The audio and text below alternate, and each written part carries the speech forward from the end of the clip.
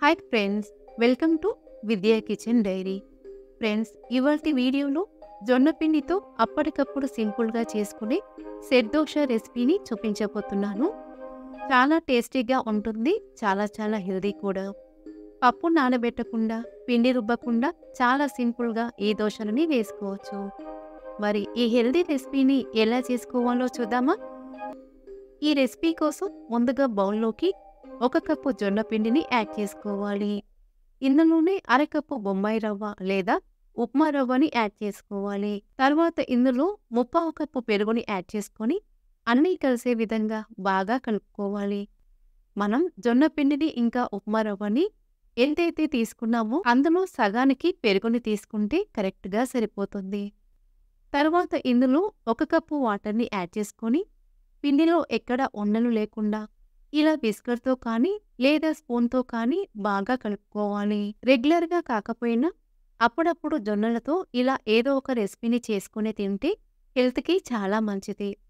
బరువు తగ్గాలనుకునే వారికి, డయాబెటిక్ పేషెంట్స్కి జొన్నలు బాగా హెల్ప్ చేస్తాయి. ఇలా బాగా కలుపుకున్న తర్వాత మూత పెట్టుకుని పిండిని 15 నిమిషాల పాటు నాననివ్వాలి. 15 నిమిషాల తర్వాత చూస్తే జొన్న పిండి అలాగే ఉప్మా రవ్వ పెరుగులో బాగా నాని బ్యాటర్ ఇలా కాస్త చిక్కబడుతుంది.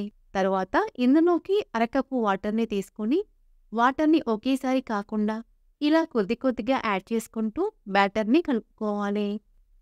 సెట్ దోశ కోసం బ్యాటర్ని మరీ గట్టిగా కాకుండా మరీ పలుచగా కాకుండా ఇలా మీడియం థిక్నెస్తో కలుపుకోవాలి.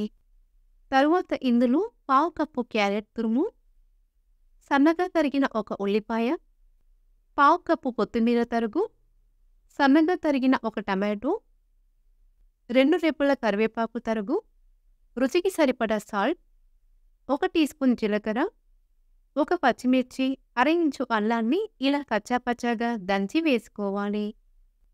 కావాలంటే మీరు అల్లం పచ్చిమిర్చిని సన్నగా కట్ చేసి కూడా యాడ్ చేసుకోవచ్చు.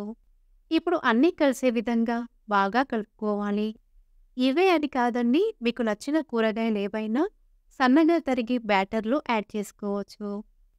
తర్వాత పిండి పులియడం కోసం ఇందులో 1/4 టీ స్పూన్ వంట సోడా, అర చెక్క నిమ్మరసాన్ని యాడ్ చేసుకొని బాగా కలుపుకోవాలి.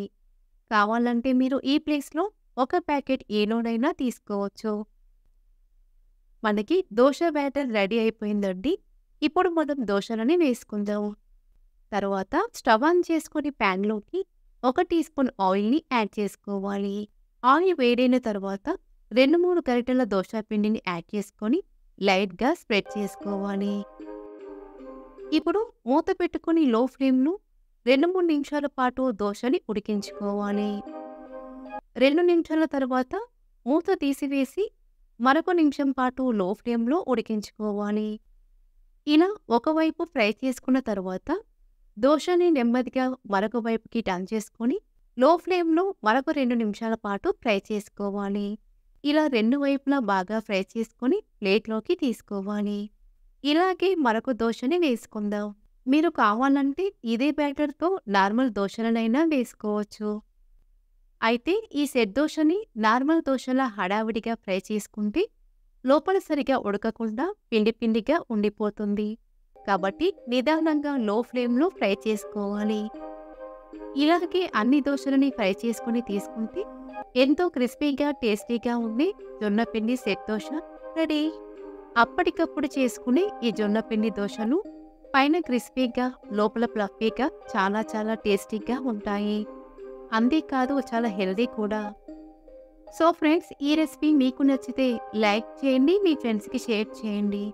మరిన్ని రెసిపీస్ కోసం మా ఛానల్ని సబ్స్క్రైబ్ చేసుకోండి.